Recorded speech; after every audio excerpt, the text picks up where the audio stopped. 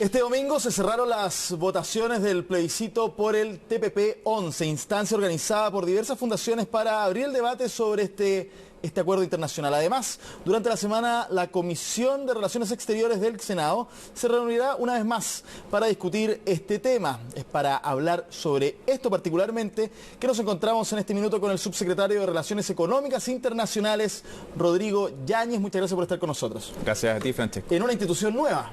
Así es. Hay que afinarla todavía, me imagino, pero de todas maneras le da pie a que estos temas sean más relevantes. El TPP-11 lo hemos venido escuchando hace muchísimo tiempo ya, varios años, con respecto a la relevancia que tiene, uno de los tratados más grandes del mundo, el peso de las economías que están en juego, pero también hemos visto cómo ha ido creciendo o cómo se ha ido conectando estos grupos que están en contra. Lo decíamos recién a propósito de este plebiscito, pero en general ha tomado más calor eso. Y hay parlamentarios que te dicen la discusión en el Senado o en la Cámara siempre es distinta cuando hay más gente pendiente, hay más gente en contra o a favor, en fin. ¿Cómo evalúan ustedes que exista este plebiscito, por ejemplo, y que cada vez más escuchemos voces que están en contra? Bueno, eso es algo que es parte del debate democrático y uno ve también que los temas relacionados con el comercio son cada vez más el centro de la agenda pública, no solamente en Chile, sino que en otras partes, y por lo tanto más importante que nunca explicar qué es lo que ha significado el comercio en estos últimos décadas o 30 años para Chile.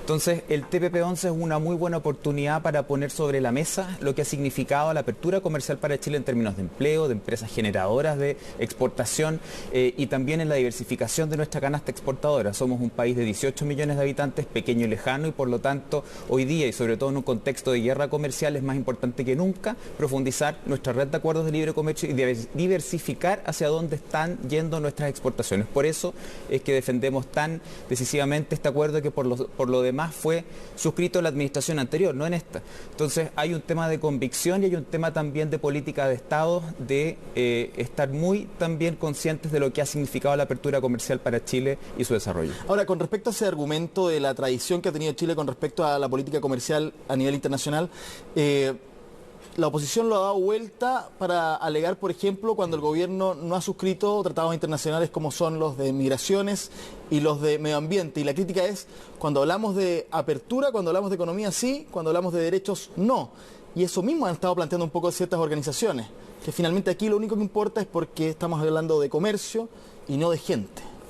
Bueno, son temas que escapan a lo comercial, pero sin perjuicio de eso, quiero resaltar de que en materia de migración y en materia también de medio ambiente, lo que se señala en relación con Escazú y con el Pacto de Marrakech no son las únicas iniciativas en el ámbito multilateral, y este gobierno tiene una muy nutrida agenda y una presencia activa también en esos otros temas. Ahora, que signifique que nos importan los temas comerciales y los otros no, por esa misma razón, eso no es así, y por lo tanto para nosotros sí es muy importante, sobre todo en este contexto donde necesitamos tomar las oportunidades que están sobre la mesa en este acuerdo y en otros, que se siga lo que ha sido una tradición también de Estado en materia de apertura comercial, donde han participado distintos gobiernos en estos últimos 30 años. Ustedes dicen que Chile pierde competitividad si no nos apuramos en ratificar el acuerdo. ¿Por qué? Bueno, ya no nos apuramos. El acuerdo entró en vigencia el 30 de diciembre del año pasado y por lo tanto hoy día hay 7 países del TPP-11 para los cuales el acuerdo está en plena vigencia. Y eso significa que el país hoy día ha perdido competitividad en una serie de productos que hoy día se exportan al TPP-11 y donde otros socios comerciales de este acuerdo, como Nueva Zelanda, como Canadá o como Australia, están exportando a Japón, a Vietnam o otros países, e incluso en varios de esos productos han incluso triplicado sus exportaciones, y son los números que ellos mismos dan de por qué este acuerdo ha sido exitoso para ellos. Entonces, ¿qué tipo de producto por ejemplo, los productos relacionados con carnes, con lácteos, se han triplicado en el caso de Nueva Zelanda a Japón. Japón ha aumentado sus importaciones de carnes hasta en un 60% de los países que vienen del TPP-11, y lo que nosotros hoy día planteamos sobre la mesa es exportar la agroindustria con un mayor valor agregado, con una mayor calidad y con un origen que efectivamente paga precios más altos en el extranjero, donde tenemos muchas cartas para poder competir fuertemente.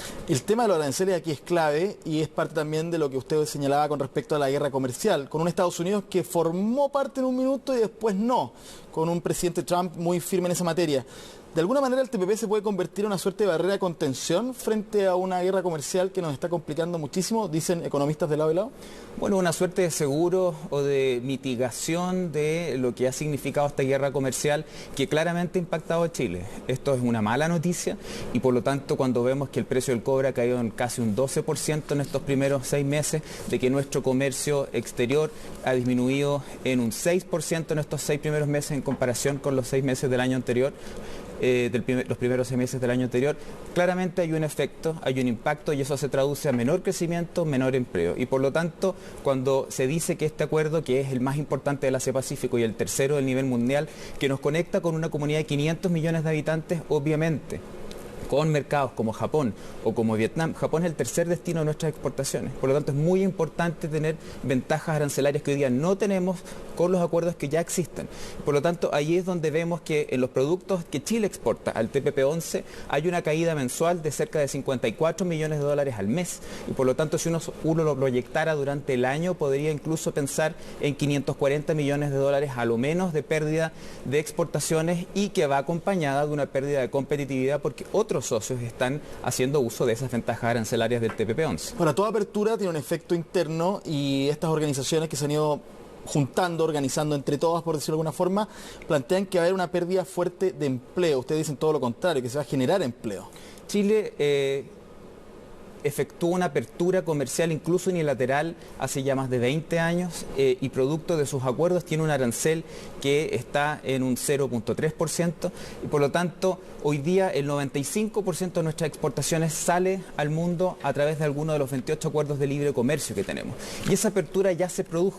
Y por lo tanto, hoy día el TPP-11 tiene muchísimas más ganancias de lo que Chile tiene que abrir o más bien entregar en términos de apertura comercial. Las importaciones que Chile realiza de productos del TPP-11 en los cuales tuvo que entregar ventajas arancelarias es bastante marginal. Yo podría decir que en el caso de los textiles en Vietnam es lo más relevante, pero el resto son importaciones muy marginales, porque ya se produjeron en otros acuerdos comerciales o incluso unilateralmente donde cuando bajamos los aranceles al 6% en los años 90. En las comisiones en el Parlamento a lo largo de los años se plantea mucho un tema que nunca se llegó a aclarar, que era si el tratado realmente potenciaba, empujaba, por ejemplo, frente a temas medioambientales, certificaciones, estudios o solamente consultas. El fondo de la crítica era que era muy liviano, frente incluso a nuestra propia institucionalidad, pero otros decían que no, que realmente empuja. ¿Se ha corregido? ¿Está afinado ese punto para Chile? ¿Se entiende lo que nos va a provocar el TPP-11 con respecto a medir el impacto de estudio ambiental en distintas cosas? A ver, este es un acuerdo comercial y que por lo tanto no es ni una supraconstitución, ni tampoco es un acuerdo que incorpora estándares, por ejemplo, ambientales de terceros países o internacionales al acuerdo. Lo que sí busca es que en materias ambientales o laborales existe un mínimo que en materia de comercio permita que no tengamos que enfrentar competencia desleal por lo que se llama dumping social.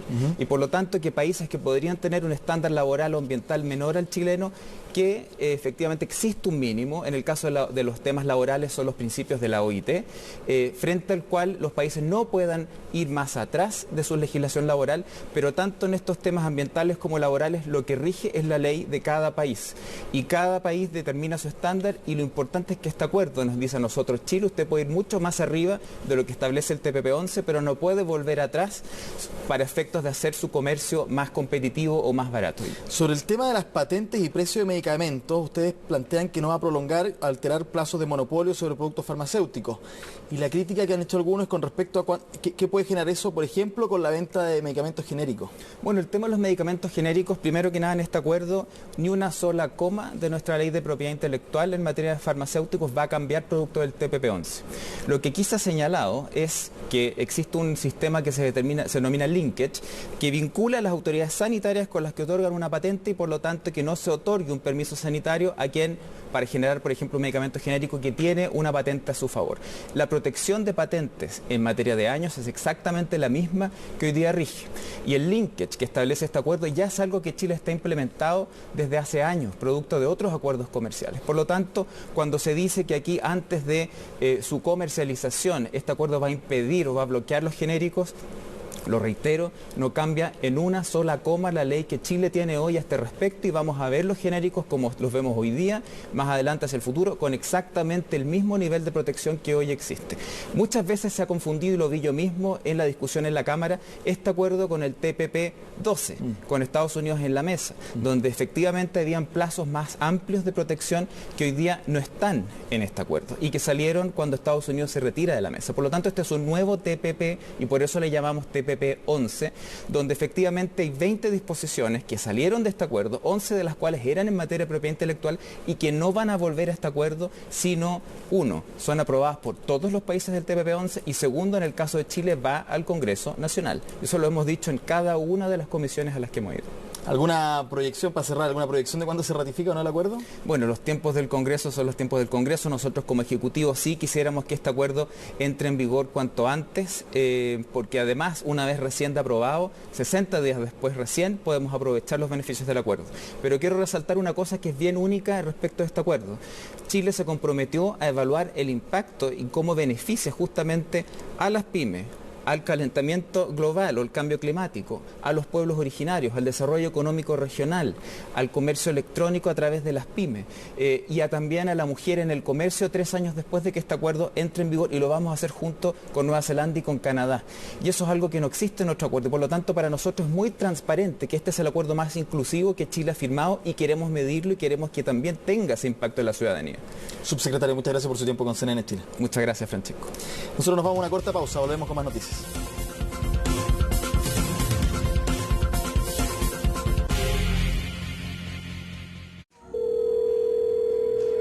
¡Apúrese, apúrese!